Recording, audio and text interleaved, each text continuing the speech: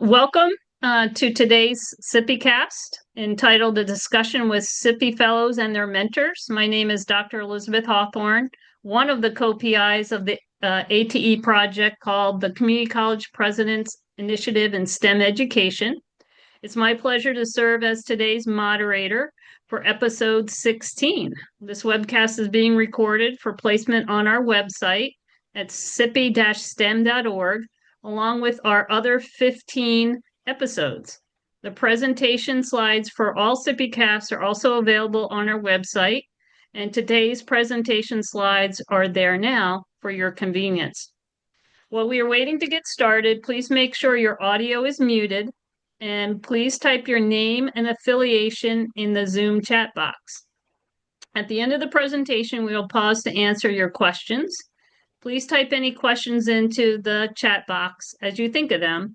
The questions will be read aloud for our presenters to answer. Okay.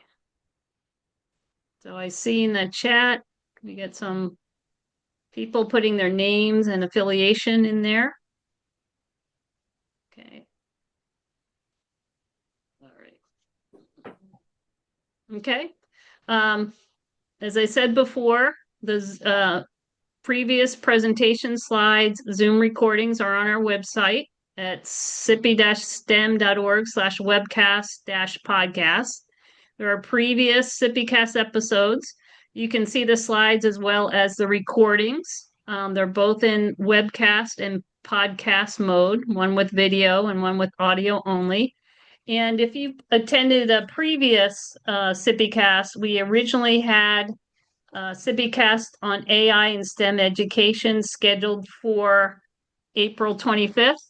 We've postponed that until late summer. So it'll be like either late August or early September. So stay tuned for that. And if you've attended one of our CCPI-Casts, you're on our mailing list, so you'll receive a notification about that. So it's my pleasure to welcome all of you as well as our distinguished panelists.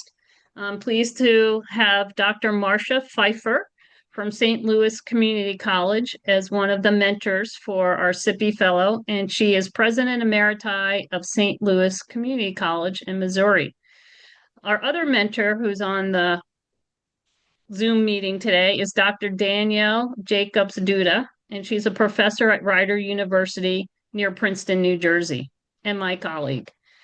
Professor Bethany Sansing-Helton from Madison Area Technical College in Wisconsin, who's going to be defending her doctoral dissertation soon. So we look forward to calling you Dr. Bethany soon. We also have Professor Laurel Carpenter from Holyoke Community College in Massachusetts, and Professor Elizabeth Gonzalez, South Texas College in Texas, and Professor Amanda Hanley from Cayuga Community College in Ohio. Our fellows represent all three of our cohorts that we've had through this project, and it's my pleasure to serve as today's moderator. Senior Professor Emeriti of Computer Science and Cybersecurity at Union College, a two-year college in New Jersey. Also on the call today, who will also be presenting a little bit, giving a lead-in, is Dr. Ashok Agarwal. He's the coordinator of the CCPI-STEM Fellows program, and he's also interim CEO and executive director for the American Society for Engineering Education. So today's topics, Ashok's going to talk about briefly the key initiatives of our project, the CCPI-STEM initiative. He's going to go over quickly the list of the 18 fellows who have been selected to date.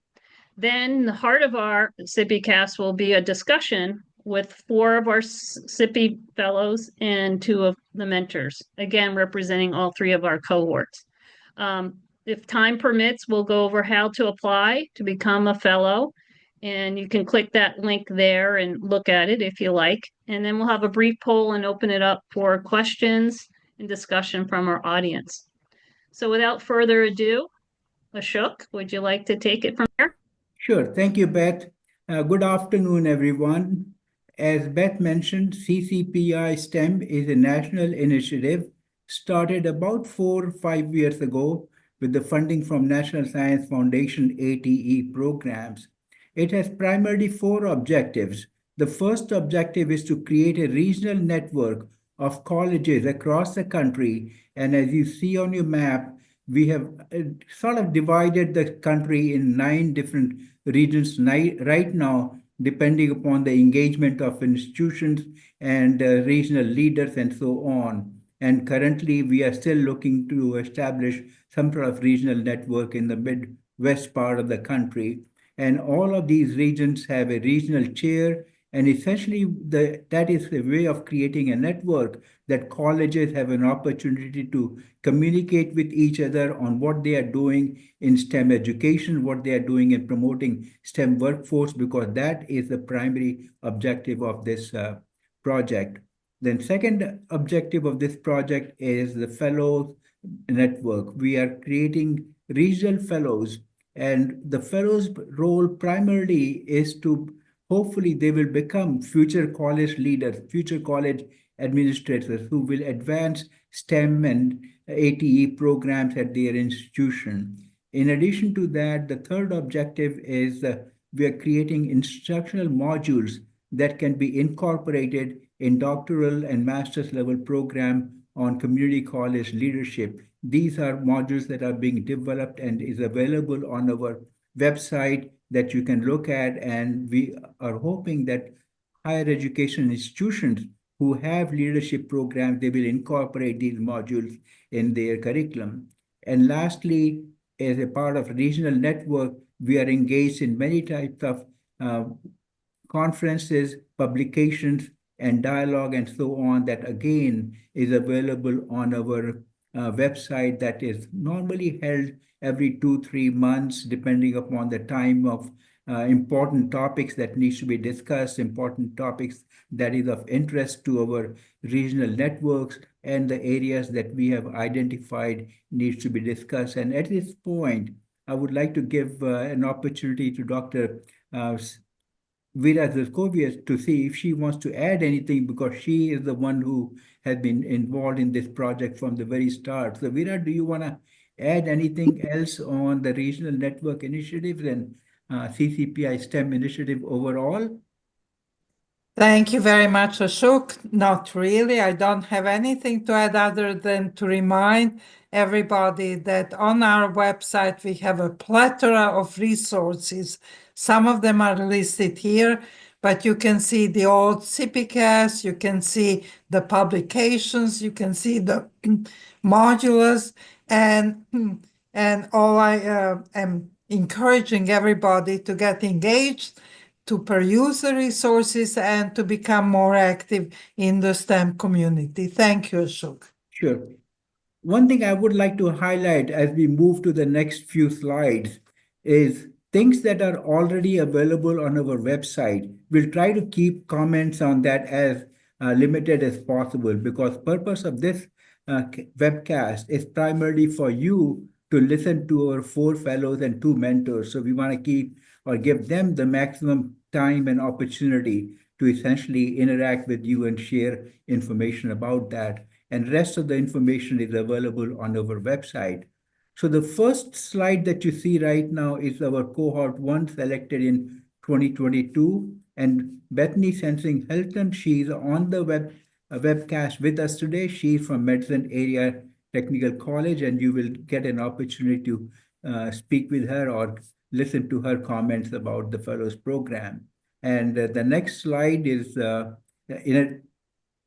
you see all our 6 fellows that were selected in 2022, and they come from different institutions all across the country. Buffy Quinn, Michael Silva, Eugene Mahmood from California, Emily Halverson, and Dee Griffith. And these are the 6 fellows from 2022 cohort 1.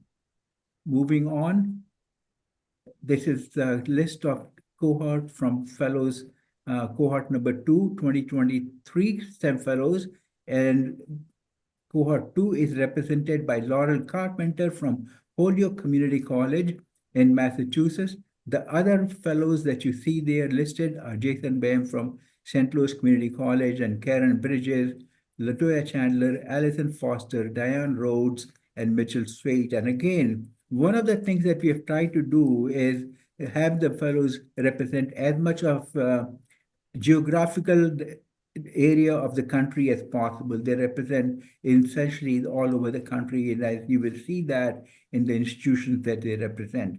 And most of them are faculty positions, faculty in computer sciences, chemistry, physical sciences, and so on, and engineering and things like that.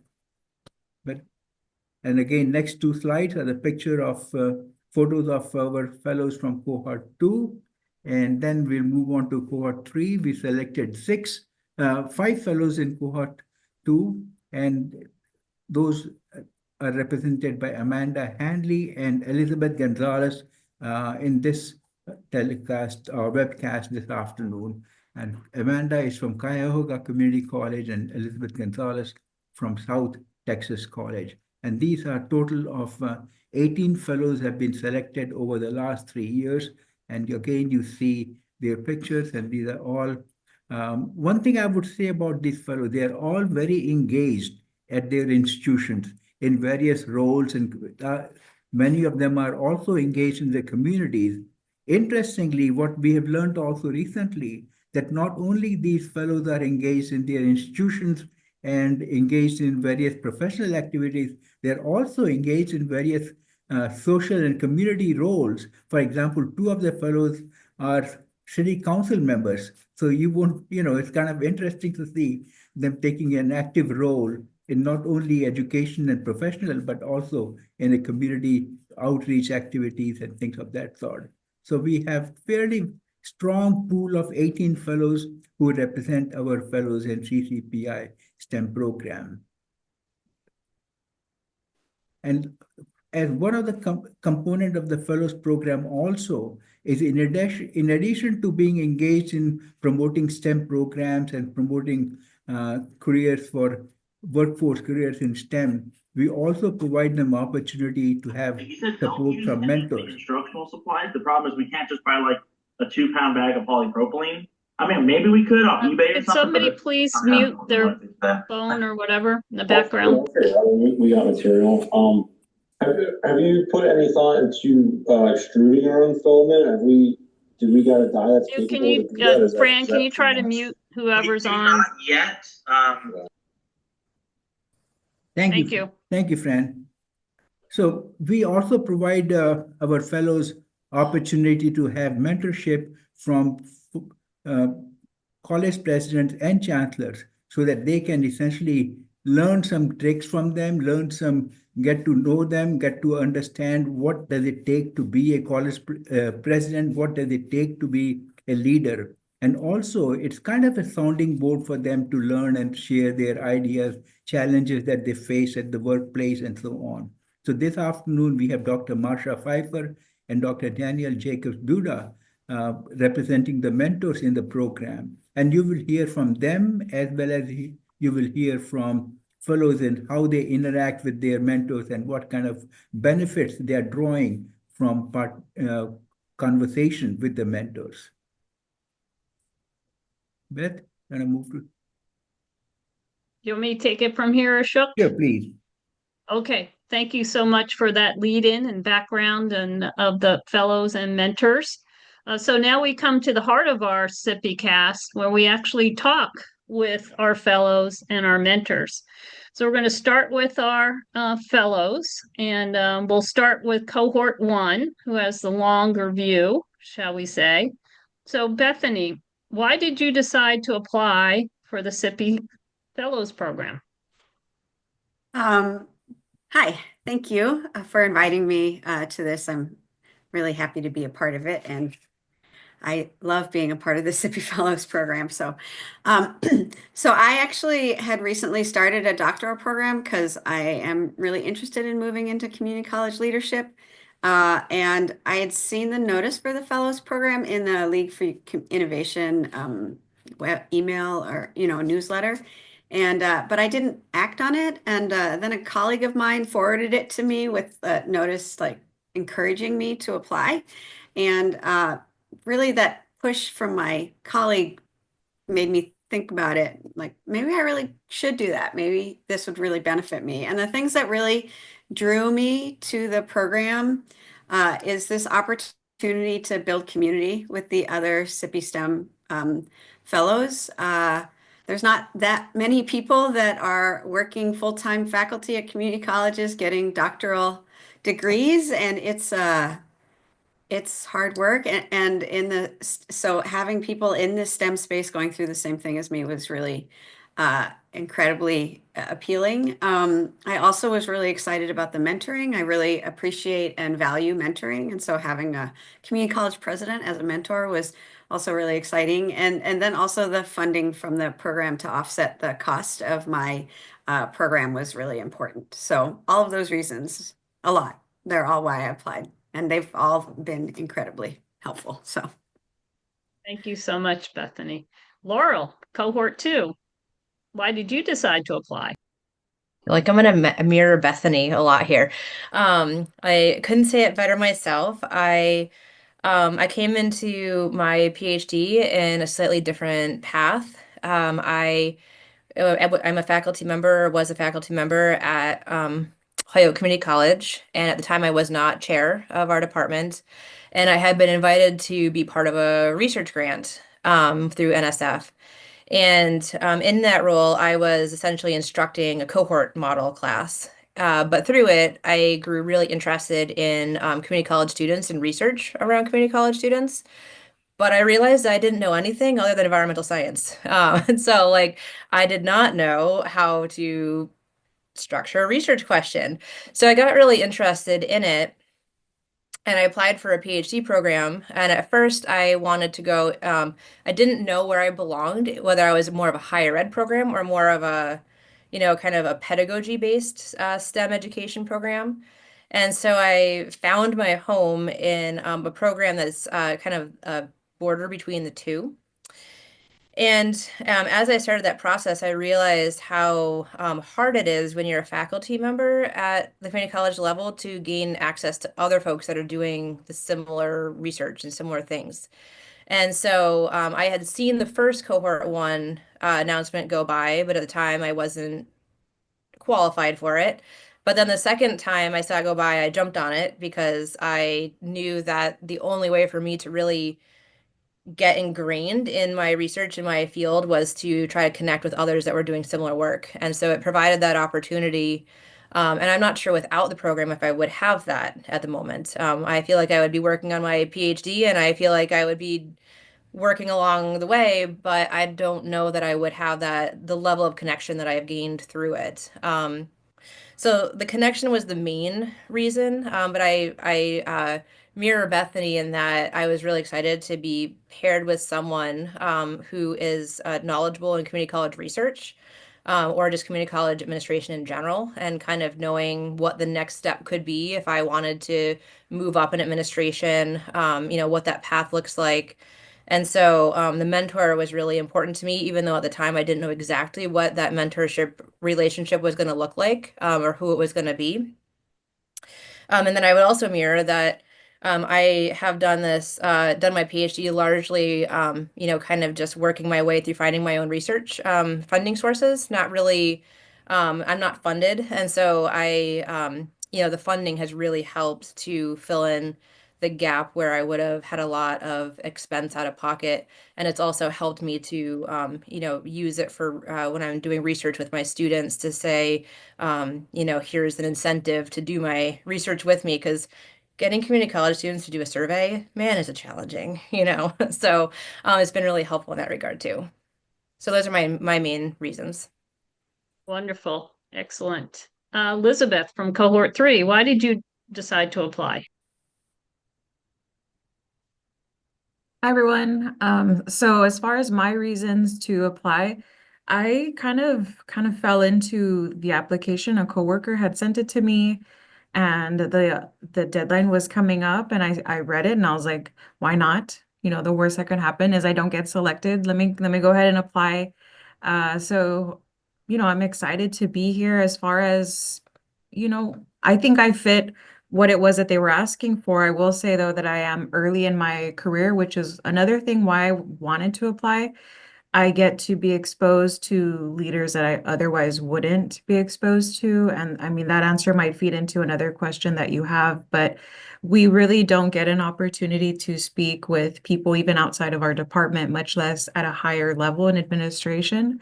So I really liked that aspect of it. And then I guess I will also uh, kind of mirror what other people's had mentioned. The funding is helpful for school. I will also add that as well. Okay, it's always hard to go like third and now last, Amanda. What do you have to offer in your decision to apply for the CCPI Fellows program? Well, actually, it's pretty easy because I could just say everything they said. But my name is Amanda Henley. Sorry, I'm at my brother-in-law's house, and their dog I don't think is used to me. So we can't hear you. No worries, we can't hear the dog. Oh, great. Okay, but my dean approached me similar to what else was mentioned. She's been working with me on math initiatives for 7-8 years now. And she knew I had just started a doctorate program, and she thought my qualifications did fit with something like this. And she thought it would be great for me to connect with people who are also interested in STEM education like I am, particularly how it can relate to the workforce. So I just read the application. I'm like, I think I can do this. Similar, I didn't know, what my chances were, but it was really interesting to apply. I found the application really reflective and gave me a chance to kind of think through where I am, how I got here, and where I'd like to go. And so I did, and it kind of worked out well. Okay, so you have the microphone. I'm going to ask you the next question. Okay, what have been the professional benefits of participating in the fellow?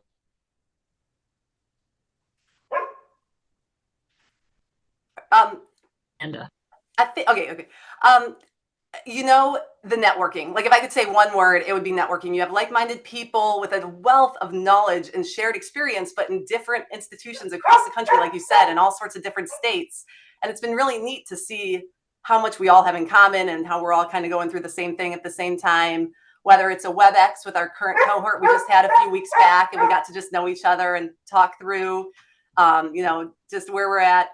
And or webinars that you get invitations to that you otherwise would not know about, or maybe wouldn't have been invited to. And the biggest thing for me has been the mentorship. I know we have, like you said, questions about that later, but it's just been an incredible connection, that mentorship, the mentor I have. So those things are what stick out to me for the professional benefits. Excellent. Okay, Elizabeth, we're just going to wind backwards here. Sure, no problem. I agree with Amanda. Being able to connect with other people is probably one of the biggest things I think all of us might be getting out of this. I will also say it is really cool to hear people's, input on how they are kind of tackling the same issues that we might be having at different colleges. Like recently we had a meeting about OER, and I guess I hadn't realized how big OER was across like all of our colleges. So getting to hear certain issues from different people along the nation, I think is really cool. I also heard that we get to attend a conference, and I'm also very excited about that as well. Great. Yeah, that's the NSF-ATE conference in October. And the CCPI-STEM Fellows meet there, and they always have a great time, and we do a group picture. So you'll get to meet CCPI-STEM Fellows from all the cohorts. Okay. Laurel, what have been your professional benefits? There's actually been a couple, and I think that this is maybe the benefit of now being, because I started about a year ago now, but I've been with my mentor for a longer period of time, and so I think I'm starting to really kind of get the benefits of that that experience. And we realized that when I first met with my mentor that she was actually researching the grant that I am part of at HEC. And she was kind of a lead on, she wasn't the lead researcher, but she was sort of coordinating it. And so through that, it's been really fascinating. So she's invited me to different leadership group activities around, this is an STEM grant. But she's really gotten me involved in a lot of kind of more leadership roles around STEM in particular. But then on the flip side, we're doing a restructuring of our department here at HEC. And so it really led me through the conference to realize that what ATE was and what what the benefits of that funding source and that grant program funding source was. And so it just made me aware of another aspect of NSF that I really didn't know about prior. So I was very ingrained in STEM, but not so aware of this other avenue of NSF. So I would say that those are two of the bigger pieces. But it's also just given me a bigger sense of belonging within the community college research community. There's a lot of people that I met, on my own. I would find articles and say, oh, I'm going to meet this person. And I would meet them, but then that's where it would end. And now suddenly they're in the room with me at these meetings. And so now I can say, oh yeah, we met at this point, but there's already a sense of connection, but now I'm part of a group where we can work together. And so it's made me more of a cohort in the research world of community colleges, which has been really, really helpful. Because as I said before, I felt very isolated in that role. So you have a seat at the table now, Laurel, I do. right? The research table. Yes. Yeah, And yeah. I'm glad you've been introduced to the Advanced Technological Education, directorate, if you will, of NSF. And that was designed specifically for community colleges. So fantastic. Okay, Bethany, cohort 1.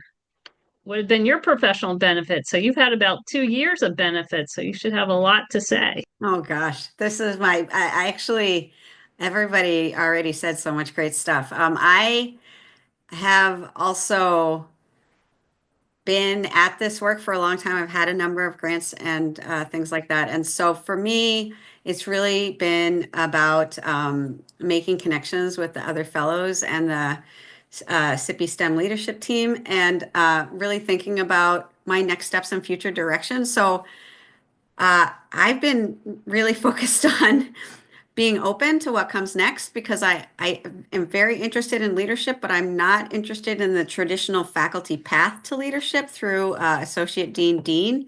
And so navigating that is challenging. And so having, again, everyone's talking about their mentor, which is specifically the next question. But so having Marcia as a mentor has been really helpful. She's given me a lot of advice that I've taken. And so that's helped me professionally.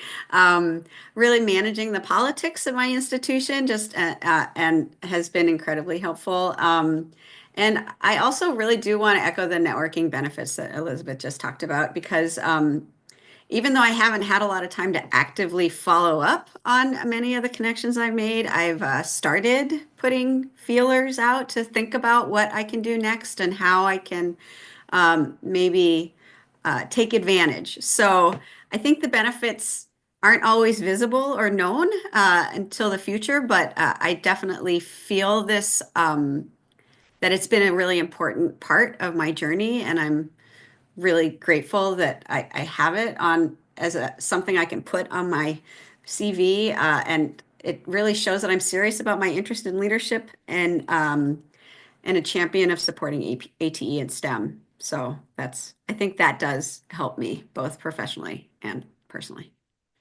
Excellent. Okay. You have the microphone and you started talking about mentoring. So why don't you talk about the benefits that you've received personally and professionally from your mentor, Marcia, who is on the call, Dr. Pfeiffer. Yes, no pressure. I was going to say, that may not be a fair question. I know. I kind of built it up. Sorry, didn't mean to. No, Marcia is incredibly approachable and she's really honest.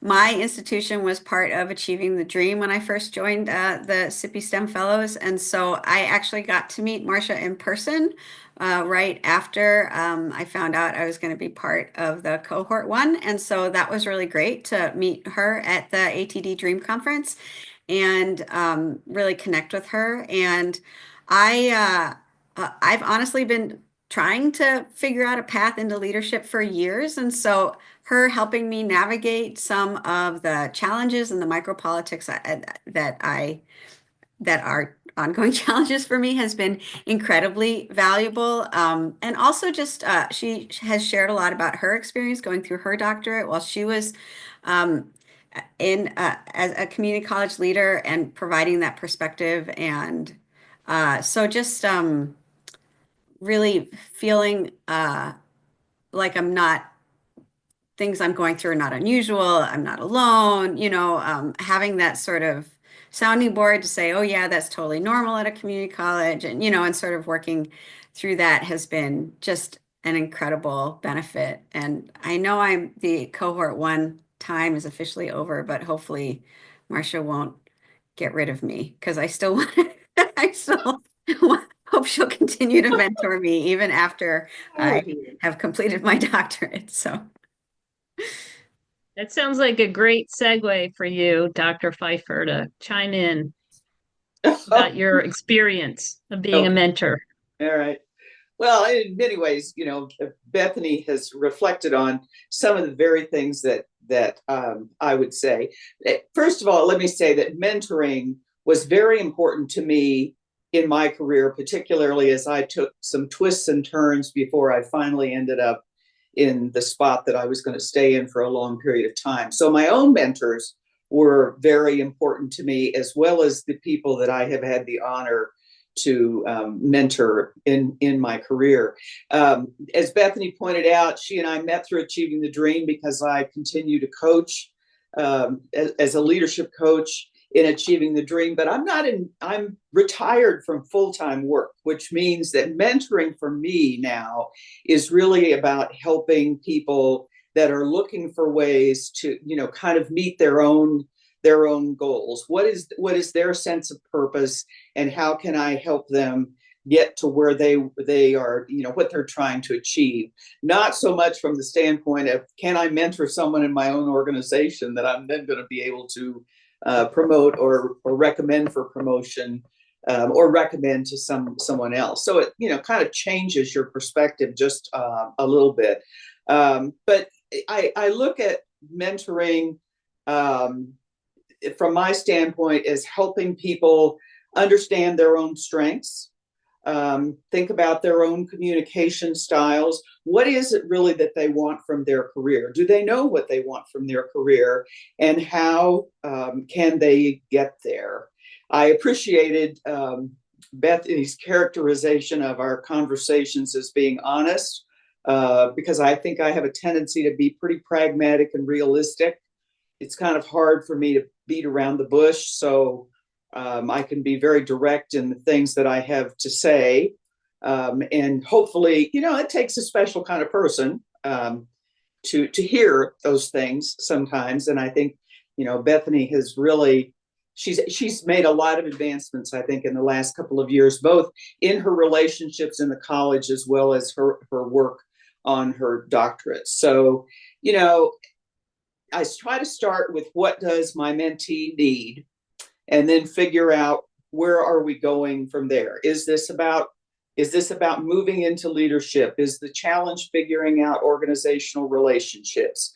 Is it figuring out the organizational politics, as Bethany pointed out?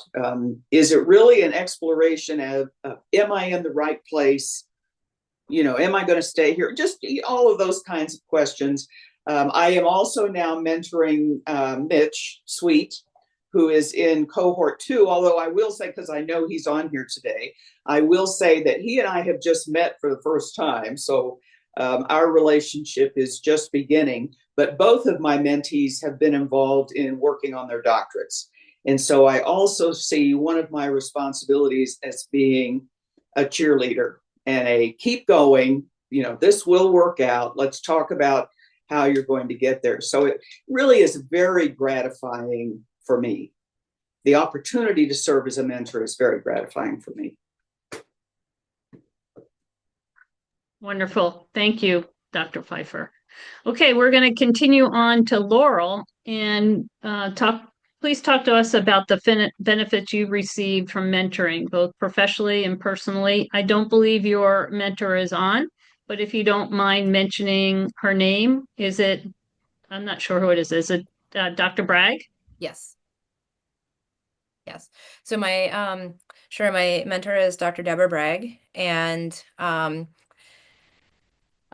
mentioned a lot of the professional benefits already in terms of, she's kind of given me a seat at the table with a lot of, the cohorts around research that I've been interested in and working on. But I would say that one of the biggest pieces that she's been really helpful with as well is on my academic side.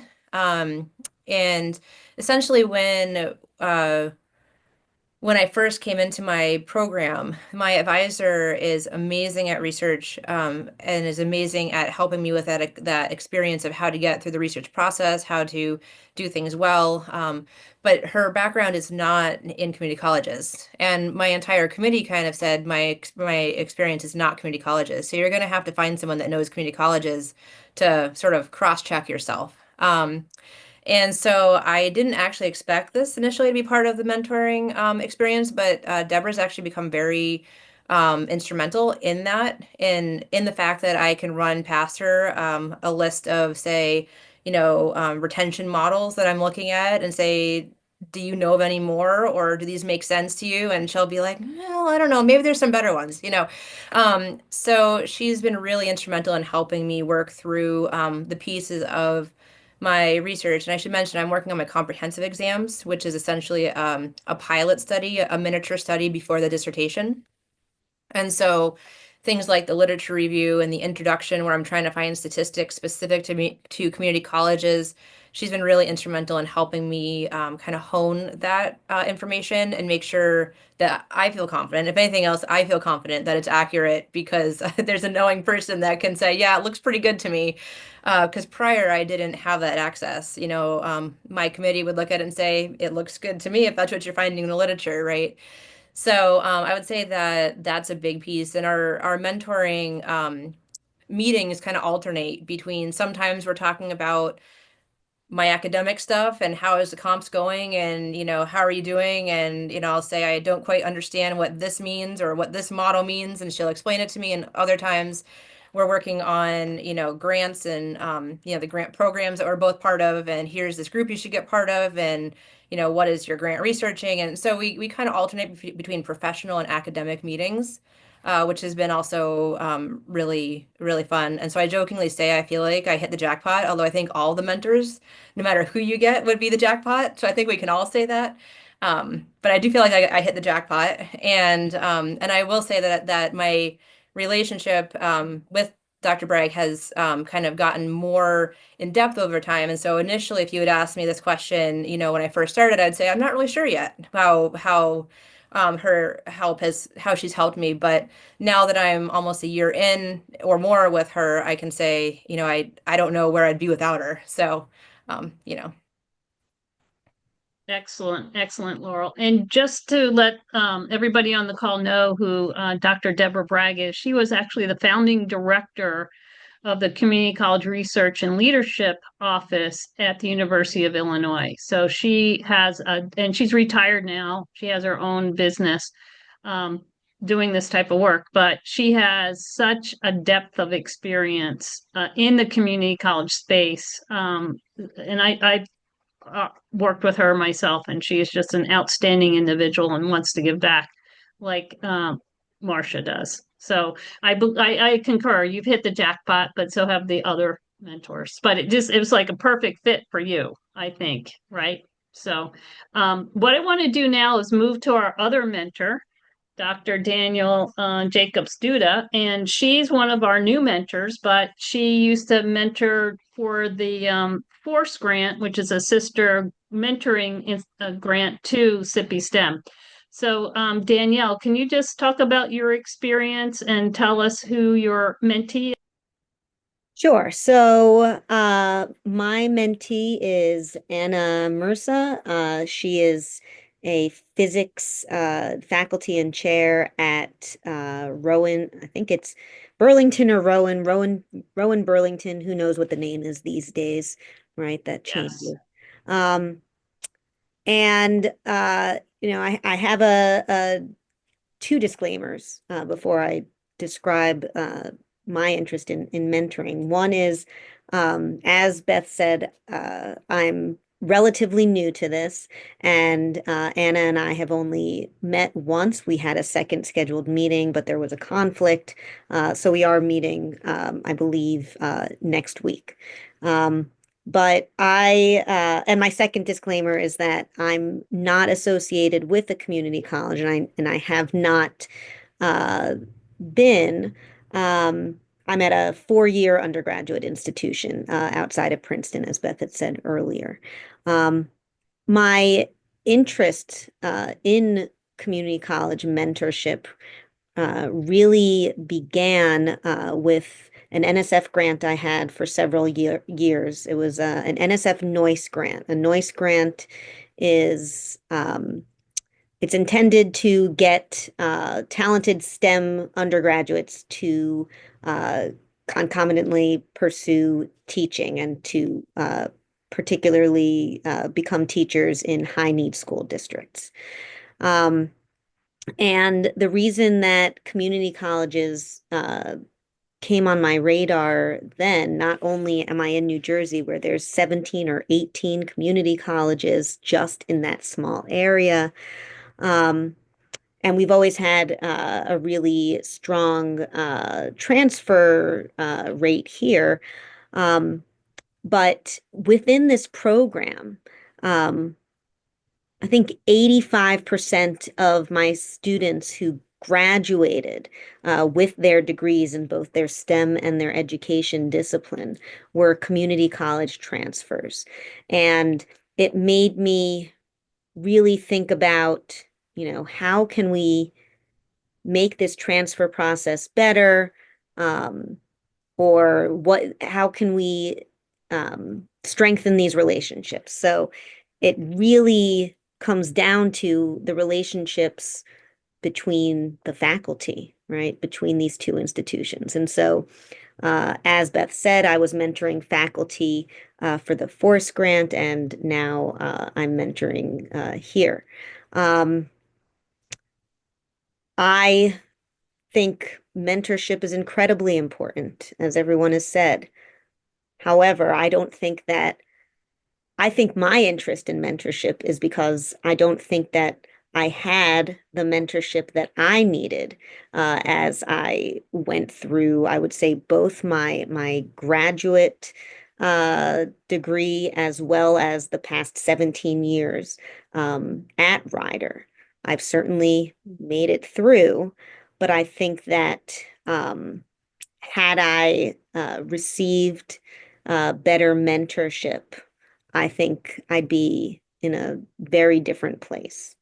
So I do know the value, and I think, there's even more value in having someone outside your institution mentoring. And people have said this before. I Each institution has its own politics, right? They are all very different. And the way that we solve problems at Rider is very different than the way they are solved at any other college. And so when someone tells me, when Anna tells me, how this works at their institution, I'm like, well, why couldn't you do it this way? And it's not, the point is, I'm just from pure ignorance, right? Or like how it, just not knowing infrastructure. I think that you can aid in the creativity, right? Why can't we do it this way? So it gives this type of mentorship, I think, gives a valuable outside perspective. Because institutions should change. We cannot do things the same year after year after year, especially now in this whatever this mess is right now. So yeah, that's my interest in mentorship. It has been, even though Anna and I only met once, it has been amazing getting to know her. Every fellow here is, I don't know how you do any of this. Getting your PhD at the same time as teaching Anna's teaching 8 classes, right? Getting her PhD, chairing the department, which, you know, at her institution is very heavily entrenched in managing adjuncts and getting, you know, a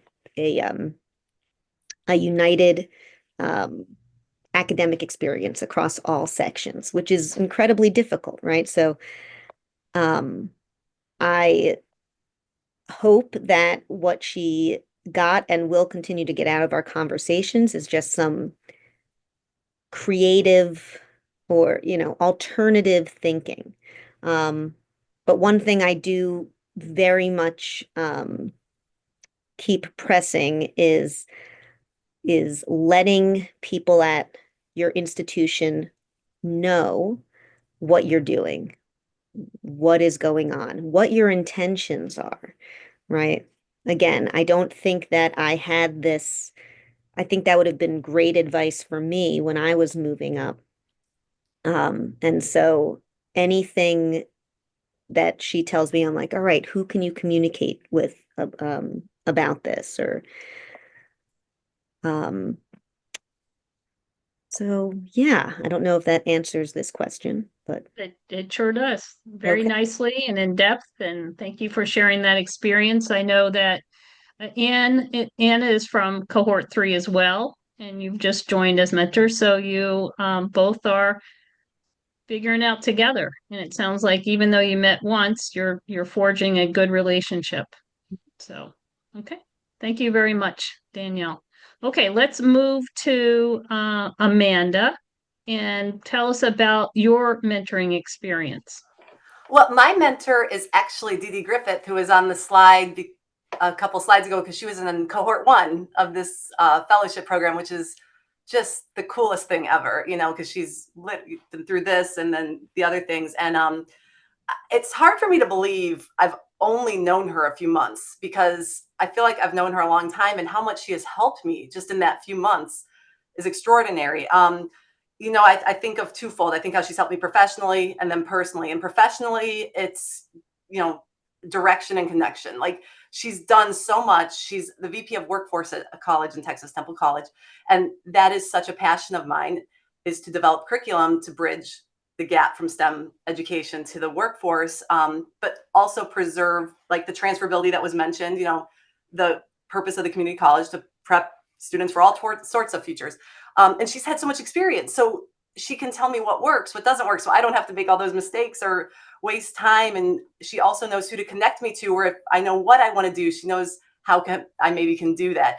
And then personally, it's just been such an unexpected safe space for me to share any concerns or anxieties I have, you know, about where I'm at in my career, you know, what's going on in my department. And there's no judgment. And not just does she listen, she offers incredible feedback that's applicable, constructive, and productive. And it just means the world to me that she sacrifices her precious time, you know, that she has to help me in that way. And I'm just so grateful for that connection. So thank you. Wonderful. Yeah, she's an incredible person, Dee Dee. Yes. Okay, Elizabeth, what have been your benefits professionally and personally from CCPI mentoring? Hi, so my mentor is Dr. Melanie Williamson. And I guess kind of like what I said before, it's kind of, you know, unlikely to have connections with administration, especially in such an accessible way. So super happy and grateful to have her. Another thing too, though, like aside from her and like other people on this call, I guess one of the things I've noticed, and Amanda kind of said it really well, is like just like the willingness to share. And that's something that I think is really good to see in a leader, as well as like the authenticity that I've noticed. Another good characteristic that I think all leaders should have. As far as Melanie, though, very supportive with anything that I've ever asked. And like one of the mentors had mentioned, being a cheerleader, because yeah, it is pretty tough currently to be a full-time student and then also full-time instructor. And her also allowing me to set goals that are probably bigger than I might have done on my own. So also very appreciative of that. Great, thank you. I know Melanie. We've been colleagues for a while, and she actually was a faculty member, department chair while she was getting her doctorate degree. So she can share a lot of experiences from actually being there. So fantastic. Okay, so Elizabeth, you got the mic. So we're going to go to the next question for the fellows. What's the focus of your STEM research? So I didn't know how to interpret this. Was this my personal, or is this what Are I'm you doing are for you students? your doctorate degree? Oh, What I do see. Okay. yeah. So for my personal, right, research, I actually, although I teach microbiology, my personal interest is in plants. And I live in South Texas. We have one of the most biodiverse regions in the whole US. And maybe you're familiar as far as it's quite a popular place for, we call them winter Texans, that they come from the north and they stay down here for a few months during the colder months. And they like it because, well, there's actually a few reasons, but one of them is the biodiversity. We have a ton of birds that you wouldn't see elsewhere. But I mean, aside from that, I treasure that and I value that. And one thing that I think we might need to do as a community is to protect it. And so how can we do that? I really feel it's through education. So right now, that is my focus is coming up with curriculum, which I know Amanda mentioned that she loves to do, coming up with curriculum that we can put inside of our classrooms locally. Like, hey, do you know about our local birds? Do you know about our local trees, plants, etc., migratory butterflies as well? So that's my actual personal research, just trying to protect this place down here. Excellent. So are you in Southeast or Southwest Texas? As south as it is, the most south of Texas, all the way down. Brownsville? Yeah, Brownsville? in that area, yes. Okay. Yeah, you're way down there. Mhm. Okay. All right. Let's see. Let's go to Laurel. What's your research? So, as of right now, I am in my comprehensive exams, as I said, which is a pilot study, and I'm doing a more exploratory research around STEM students and their experiences in STEM. And so it's looking at their narratives, what are their experiences, and I'm very interested in looking at their experiences from an asset-minded perspective. So I'm looking at a few models around science identity and community cultural wealth, and seeing how those apply to community college students. And then the hope is that from this, I will have a deeper research question for my dissertation. Um, that will be related to that, but I'm very, very interested in general in students' narratives and how it shapes pedagogy. So it's sort of kind of a two-sided prong, my teaching side and my PhD research side. So Very nice. And where are you pursuing your doctoral degree? at the University of Massachusetts in Amherst, Massachusetts. Amherst. Yeah, Yep. that's a flagship. That's a good school. Yes. All right. Excellent. We're going to go to Amanda and tell us about your education, your STEM education research. My research kind of evolved organically when I was on sabbatical last year. I was tasked to develop a statistics OER for our department. And through that process, just thinking outside of just how I teach and what I've done in the past, thinking how can I develop materials that are global and all encompassing with all types of instructors with all sorts of teaching styles can benefit from them. So it's kind of evolved into best practices in a sense of mathematics instruction and how to make it accessible to students, particularly those who have math anxiety or maybe have struggled with math in the past. They have a phobia about it. And I really enjoy just the research because there's not actually a lot out there, particularly with how to teach online with math, which is becoming so prevalent. And especially I'm thinking now, like with AI kind of surging, like how is this going to impact what I do? And it's really neat to see how many, like worldwide, how many commonalities there are with what kind of works, what students value, what shows up in data as far as actually having an effect on performance. And I really have a great opportunity to, just being in the classroom, kind of explore that. I also facilitate cohorts for AQ, which is the Association of College and University Educators, in best practices. So I get to see what a lot of other people are doing. And I'm just really, it's a really big passion project of mine. So that's pretty much where I'm at. Excellent. And where are you studying for your doctorate? Kent State, it's an EDD, interprofessional leadership. Okay, fantastic. Yeah, so one of the things I did when I was at Rider University with Danielle is I started their master's degree in cybersecurity, and then I built a bridge program for those who had a different career and wanted to come over to cyber. And I created a mathematical foundations for cybersecurity course. So if you ever need that, happy to share that. So excellent. Okay, Bethany, we're going to turn to you for this question. You are just about to defend your doctoral dissertation. So tell us all about it. I still have to work on my 2-minute elevator speech for this. So I'm getting my PhD at UW-Madison here in Wisconsin in the educational leadership and policy analysis area. And my advisor, I am blessed, is Dr. Shuli Wang. So if people don't know her, she's one of the top community college STEM researchers in the country. She's written a couple books called Delivering Promise and On My Own, which is a lot about transfer for STEM students and other students from community colleges. But so I actually worked with her on a C2L, on an ATE grant before I started my program called Contextualize to Learn. And so I led a lot of the professional development with math faculty to help them contextualize curriculum. And I kind of thought that would be the direction of my dissertation, but it actually was a lot more focused on how hard it is to get faculty to change. So my dissertation, it has morphed and changed quite a bit over the past few years. But so my focus is on ways community colleges can support faculty to engage with data to address racial inequities in their classes. Specifically, it's a term I call equity conscious inquiry. So it's continuous improvement cycles.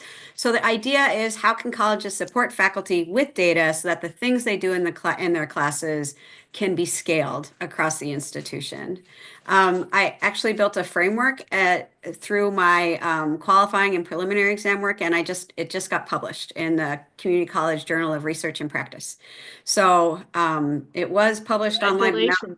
Thank you. It's officially in the journal. April 8th was the official publication date. So, and yeah, Dr. Bragg wrote the introduction for it. So she's, so, and I just saw her at the Council for Study of Community Colleges conference last week. So very exciting. So the idea for this is really, if I can, so that's like my framework. And then my actual study itself is I developed a survey instrument. The idea is eventually the survey instrument could act as a needs assessment for community college leadership that are interested in trying to scale class level changes. And would like to understand the barriers to that. And so the survey is testing my framework, and it's also studying how faculty perceptions of the community college culture around data relates to their use of data for equity conscious inquiry. I deployed it at a single Midwest community college. So I'm defending on the 28th. Okay, we're going to hold you in our thoughts on that day. And you'll let us know that you will emerge as Dr. Bethany after years of hard work. So, thank you. Absolutely. Fingers crossed for you. We know you'll do well. I'm going to skip the last question due to time, but it sounds like you've all kind of inadvertently answered this question. You know, without CCPI-STEM, you don't feel like you'd be as far along as you are. So we're going to go to the next slide. And Ashok, I'm just going to go through these pretty quickly and say, if those who are on the call, if you're interested in applying to be a CCPI-STEM Fellow for Cohort 4, you need to be a U.S. citizen, and you can read all of these things. Slides are online, so you can go through this. You will receive an honorarium of $5,000 each year. The program is 2 years. And the most important thing is the date. We're looking at Monday, September 15th, 2025 for you to get in your application, and it's online. Ashok, did you come off mute? Would you like to pick up from here? Yeah, let me make a couple of comments about that. First of all, the application process is identical to what has been in the first 3 years with slight modifications. All the information, as you mentioned, is on the website. We still do not have a confirmation about the funding for this program going on, so we just have to wait, and then we will start to publicize once we know what the funding situation is. One point I would like to highlight about the application process, you can definitely read everything and respond to it as accurately and as properly as you can. One aspect of it that you probably heard in this conversation is a mentor. One thing we ask you also in the application process, what are your mentoring needs? And therefore, the more clearly you can articulate, the better we can be in a position to match you with the right mentor. And as you heard this afternoon, connection between mentors and fellows is very important and has been very useful. And we can only do that if we know exactly what is it you're looking for in the mentoring assistance. So keep that thought in mind. With that, rest of the information is on the website. And regardless of what we say today, it's in April. Chances are most of you will forget by August and September, so you'll have to look at those anyway. So Beth, it's all yours now. Okay, thank you, Ashok. What I'm going to do is, I see there's some questions in the chat. We'll get to them, but what I'm going to do is launch the poll here. Let me make this a little bit bigger so I can get to launching the poll. Here we go. And we appreciate, I noticed that I'm launching the poll now. I noticed that the CCPI-STEM external evaluator, Blake Urbach, was on. I don't know if she's still on. She may be. So as you are answering those questions, we appreciate that because we need to report back to NSF. I'm going to look through the chat here and see what's going on. All right, let's see. Okay, Jason has to get to another meeting. Sylvia, excellent presentation. Thanks so much to the mentors for sharing their time and experiences with their mentees. Thank you, everyone. Laurel has to go. She's doing interviews, I believe she said. So lots of comments here, as the people can say. Okay, it doesn't look like we do have any questions. If anybody has a question, just come off mute. Yeah, Mitch is here from our cohort. Very nice. Okay. Beth, we are looking. Okay. All right. I don't see any questions. So if you could take time to fill out the poll, we'd appreciate it.